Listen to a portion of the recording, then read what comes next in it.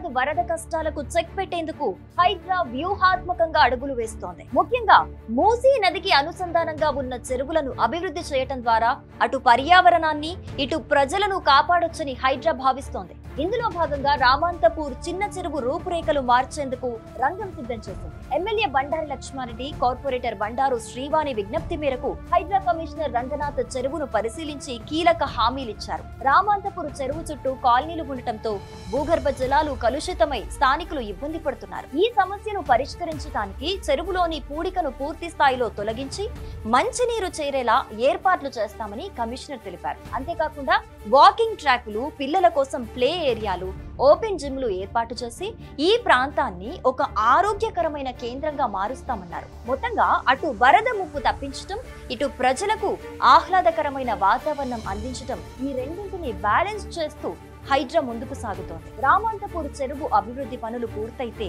ఆ ప్రాంత వాసులకు అది గొప్ప ఊరటనిస్తుంది అనటంలో ఎలాంటి సందేహం లేదు.